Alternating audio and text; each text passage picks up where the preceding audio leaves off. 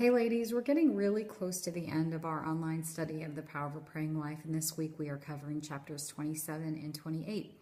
Chapter 27 is titled His Obedience. And I think when we were kids, we thought this whole obedience thing would be done once we moved out of our parents' house. But now that we're grown, we know that is not the case, especially in the life of a believer. It's really a lifelong calling. And the Bible reminds us that the flesh and the spirit are just constantly at war with each other. And I know, unfortunately, that we've experienced sometimes when our flesh wins out temporarily. So I think Stormie covers this point really well and throughout the chapter. And here's some of what she says. If you clearly observe your husband walking down a wrong path, should you say something? If so, how much should you say, and when is the right time to say it?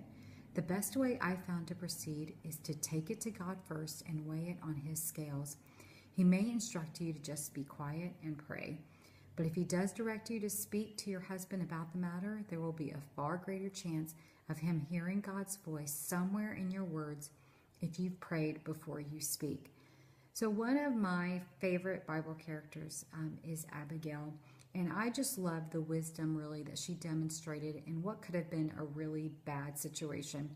So if you don't know the story, David, like King David, but he's not king at this point, was basically ready to kill Abigail's husband Nabal because of a dispute that they had gotten into. And now, granted, Nabal had been talking really crazy to David, but I think we see at this point that it is really just David's humanness that is kind of taking over his decision-making in this situation.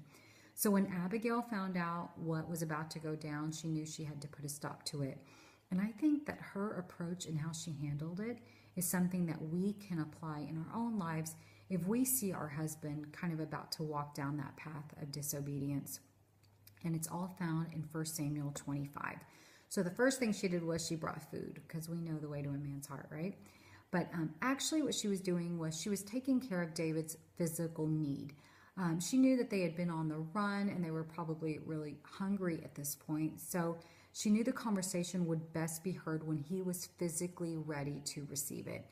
And it comes back to something that we've discussed before. We don't want to have this kind of a conversation the second our husband walks in the door after he's had a long day and is physically drained, because we know the conversation just isn't going to be effective that way, and he's just not going to be ready to receive it. The second thing she did was she approached David humbly and respectfully. If you think about it, she really could have just kind of come out with, what, are you crazy? What are you thinking? But here's what she did instead in verses 23 and 24. When Abigail saw David, she quickly got off her donkey and bowed low before him. She fell at his feet and said, I accept all blame in this matter, my lord. Please listen to what I have to say. So I'm not saying we have to bow, even though our husbands may get a big kick out of that. But it's really, that's how they showed respect then. And so it's just about showing respect. So, and if you think about it, she had nothing to do with what Nabal was talking about, but she still is accepting the blame for it. And to me, I'm just like, wow, that's amazing humility. And if you think about it, how different would our marriages be if we operated in that kind of humility? I know that's something that I need to work on. The third thing she did was she acknowledged his past accomplishments. And you're going to love this line. Listen to what she says to David in verse 29. Even when you are chased by those who seek to kill you, your life is safe in the care of your Lord, secure in his treasure pouch. But the lives of your enemies will disappear like stones from a sling. So what does that last line remind you of? It reminds me of the story of David and Goliath. And so Abigail is really just reminding David of what God had done in the past and what God was doing currently in his life. And that David doesn't need to resort to playing these games with Nabal. The fourth thing she did was she affirmed his future. Verse 30, she says, when the Lord has done all he promised and has made you leader of Israel, don't let this be a blemish on your record. She was speaking to him as the man she knew he would become. And that was a game changer. So here's David's response. Praise the Lord, the God of Israel, who has sent you to meet me today. Thank God for your good sense. Bless you for keeping me from murder and from carrying out vengeance with my own hands. I mean, talk about a change of heart, and all because this woman chose to use wisdom, respect, humility, and just affirmation. And spoiler, later in the chapter, Nabal ends up dying and Abigail ends up marrying David. And so she has a happy ending too. No offense to Nabal, but he was just kind of crazy.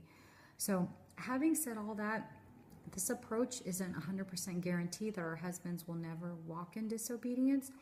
But I think what happens is we will know that we were obedient to handle it God's way, and that we can walk away without regret and really just knowing that we did our part in the best way possible. And of course, we keep on praying.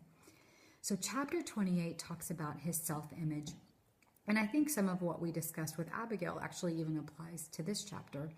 And Stormie makes some really important points about this as well. She says, if he has a poor self-image, he will have doubts about his value that creep into everything he does, even into his relationships. She later says, if your husband's self-image needs a makeover, be patient. The answers don't come overnight when a long-held pattern of thinking has to be broken. So just one last thing before we close. I think there's something super practical that we can do in regards to our husband's self-image. And I was reminded of it this morning as my husband was getting ready. And I remember I was just thinking, gosh, he just looks so nice. And so I told him how handsome I thought he looked. And you know, those kinds of thoughts, if I keep them in my head, really don't do him any good, right? But when I choose to say them out loud to him, I'm really affirming his self-image. And you know, unfortunately, we're really quick to share when there's something kind of negative in our minds.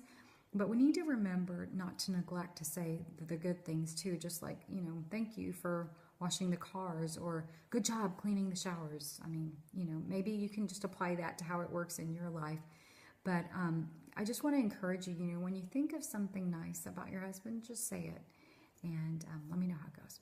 So anyway, your turn. I want you to just comment. I'd love to hear from you in regards to what you've learned on these chapters. And just maybe any insights or personal experiences that you've had as well.